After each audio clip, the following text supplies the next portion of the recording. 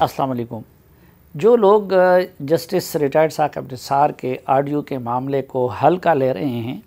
या अगर उनका ये ख्याल हो कि कुछ दिनों के बाद उसको भी चादर में ढांप लिया जाएगा, तो वो मेरे ख़्याल में अहमकों की जन्नत में रहते हैं। ये मामला न इतना सादा है और न इतना मामूली है और न इतना जल्दी दबने वाला है। ख़ुद कैप्टन सफदर के बयान से भी आया होता है और मुस्लिम लीग नून के बाकी लीडरशिप जो इस हवाले से इज़हार ख्याल कर चुके वो भी ये बता रहे हैं कि मज़ीद भी इस तरह का मवाद उनके पास हैं। यूँ ये बात यहाँ पे रुकने वाली नहीं है और हम सब जानते हैं कि गुज़िश्ता अदवार में इमरान ख़ान साहब को वज़ीर-ए-आज़म बनवाने के लिए और उनके मुखालिफिन को आउट करने के लिए इदारों को बुरी तरह इस्तेमाल किया गया, उनकी क्रेडिबिलिटी को मजरूह किया गया और उनको तकसीम किया गया। हम अपनी मीडिया की अगर बात करें तो इंशाअल्लाह अगर ज़िंदगी रही तो मैं मुस्तक़बिल करीब में ये मीडिया के मामले पे भी बात करने की कोशिश करूँगा कि किस किस ने मीडिया को किस तरह इस्तेमाल किया, नून लीग ने क्या किया, पीटीआई ने क्या किया, पीटीआई के सरपरस्तों ने मीडिया के साथ क्या किया। तो मीडिया को भी डिस्क्रेडिट किया गया इनकी खातिर और उसको तकसीम भी किया गया।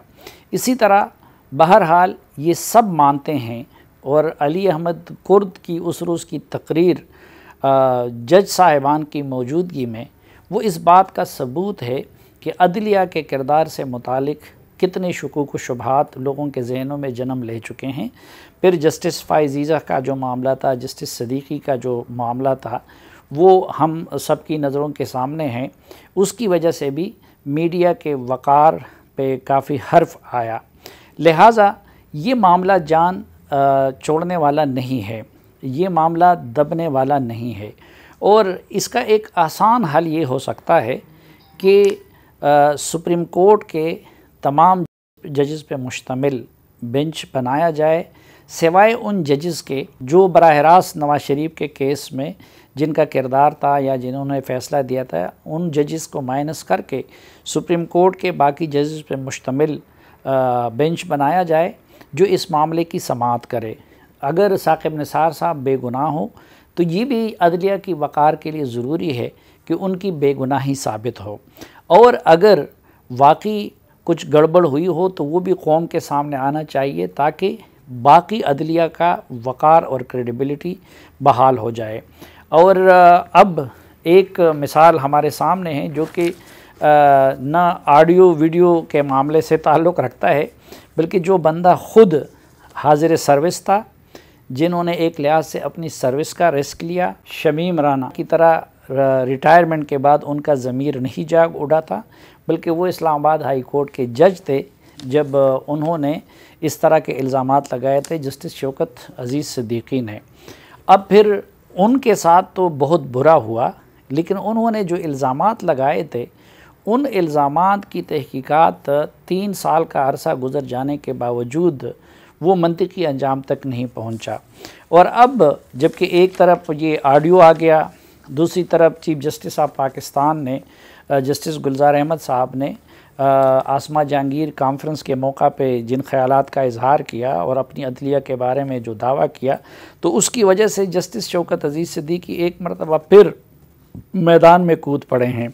और ये उस रोज़ उन्होंने दोबारा एक एप्लीकेशन भेजी है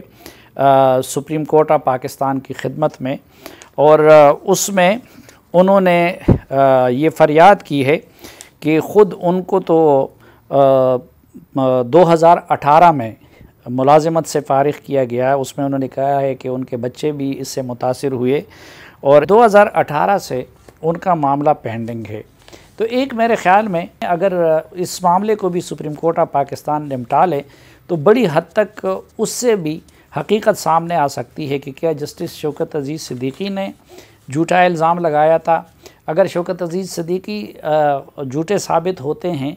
तो फिर यकीनन कि साकिब निसार से मुतालिक जो इल्ज़ामात हैं और या बाकी इस तरह के लोग जो इल्ज़ाम लगा रहे हैं उनसे भी ख़ुद ब खुद हवा निकल जाएगी। और अगर वहाँ पे वो सच्चे साबित हुए तो वो इस बात का सबूत होगा कि चंद अफराद जिसमें जस्टिस साकिब निसार साहब भी शामिल थे वो तब्दीली लाने के अमल में इस्तेमाल हुए हैं। अब एक अलमिया और भी है कि ये मामला न सिर्फ ये कि नून लीग पूरी तरह पोलिटिसाइज़ कर चुकी है और मीडिया में इसका चर्चा और गलगला है, बल्कि ख़ुद एक साकिब निसार साहब की बदकिस्मती ये है कि उनके तर्जुमान ऐसे लोग हैं या उनकी तर्जुमानी मसलन इमरान ख़ान से लेके उनके तर्जुमानों तक, उनके वज़ीरों तक, उनके पार्टी के MNAs तक, वो सब जस्टिस साकिब निसार के वकील और तर्जुमान बन चुके हैं। और मेरे ख़्याल में इस वक्त किसी पाकिस्तान के अंदर किसी बंदे की क्रेडिबिलिटी के ख़राब होने के लिए ये चीज़ काफ़ी है कि PTI की तरफ से उनकी तर्जुमानी की जाए, क्योंकि ख़ुद उनका रिकॉर्ड क्या है। मसलन एक अभी वो ये कह रहे हैं कि जी ऑडियो की कोई हैसियत नहीं है। अब पहली बात तो ये है कि अगर ऑडियो की कोई हैसियत नहीं है या अदालत में वो एडमिसिबल नहीं है, तो फिर ख़ुद अब उन्होंने मरियम नवाज़ के ऑडियो को क्यों इशू बनाया हुआ है। लेकिन मैं एक सिर्फ मिसाल देता हूँ कि PTI के यहाँ ऑडियो कितनी बड़ी अहमियत रखती है और उसकी बुनियाद पे PTI क्या कुछ करती है। आप लोगों को याद होगा कि खैबर पख्तूनख्वा हुकूमत के पहले तर्जुमान थे, फिर मुशीर इत्तलाआत थे जनाब अजमल वज़ीर साहब। तो उनकी एक ऑडियो सामने आई जिसमें ये तासुर दिया जा रहा था कि वो कोविड के मामले में जो इश्तिहारात की तकसीम हो रही है तो उस सिलसिले में वो कोई डील कर रहे हैं। हालांकि ना तो वो वज़ीर सेहत थे, ना वो कोविड के मामले के बराह रास्त इंचार्ज थे और उस कमेटी में और भी बहुत सारे लोग थे। लेकिन इस वक्त आप स्क्रीन पे देख सकते कि ना उस ऑडियो की फॉरेंसिक हुई थी, ना तहकीकात हुई थी, ना और कुछ हुआ था। लेकिन इमरान ख़ान साहब और महमूद ख़ान साहब ने उसी दिन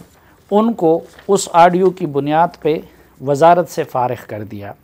और फिर उसके लिए एक कमेटी तश्कील दे दी। अगरचे कहा यह गया था कि 1 माह के अंदर अंदर तहकीकात मुकम्मल होंगी, लेकिन 11 माह की तहकीकात या तकरीबन 12 माह उसमें लगाए गए, जो हालांकि सरकारी अफसरान पे मुश्तमिल कमेटी थी। और बिलाखिर जाके उस कमेटी ने अजमल वज़ीर को बेगुनाह करार दे दिया। और हालांकि पहले जो इंक्वायरी की तहकीकात का आर्डर दिया गया था और उनको वजारत से फ़ारिग किया गया था, तो उसी प्रेस सीरीज़ में ये कहा गया था कि अगर वो बेगुनाह साबित हुए, कामरान बंगश साहब ने जो कुछ कहा था, तो उसमें ये कहा गया था कि वो दोबारा उनकी टीम का हिस्सा होंगे। वो अलग बात है कि अभी तक ना उनको दोबारा टीम का हिस्सा बनाया गया, ना उनके इस दौरान जिस जहनी कर्ब से वो और उनकी फ़ैमिली के लोग गुज़रे, ना उसकी कोई तलाफ़ी हुई। लेकिन मैं सिर्फ यहाँ पे ये अर्ज़ करना चाह रहा था कि वो ऑडियो तो जिसको यहाँ पे तो अहमद नूरानी ने दावा किया है, उस ऑडियो को ऑन किया है और फिर उनका ये दावा है कि अमेरिका की फ़लाँ कंपनी से उन्होंने उसकी फॉरेंसिक कराई है। लेकिन अजमल वज़ीर की जो ऑडियो थी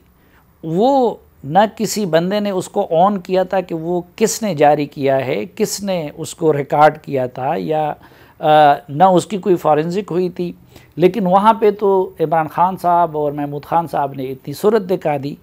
और अब जब साकिब निसार साहब की ऑडियो का मामला है जिससे पूरी अदलिया का वक़ार वाबस्ता है और क्रेडिबिलिटी वाबस्ता है, जिससे पूरे इलेक्शन प्रोसेस का वो क्रेडिबिलिटी उससे वाबस्ता है और जिससे पूरे इस वक्त हमारे अदालती निज़ाम के वक़ार का सवाल वाबस्ता है,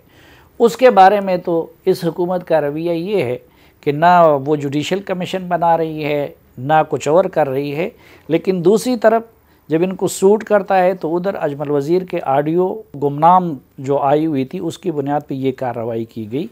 तो ख़ुद मैं ये अर्ज़ करना चाह रहा था कि इस हुकूमत का क्या रवैया है। लिहाजा रास्ता यही है कि या तो एक आज़ादाना जुडिशल कमीशन बनाया जाए या फिर सुप्रीम कोर्ट ऑफ पाकिस्तान के जितने भी जजेस हैं, सिवाय उन जजेस के कि जो बराह रास्त नवाज़ शरीफ के केस से मुंसलिक थे, उन पे मुश्तमिल बेंच बनाया जाए जो इस मामले के मंतिकी अंजाम तक पहुँचाए ताकि दूध का दूध और पानी का पानी हो जाए।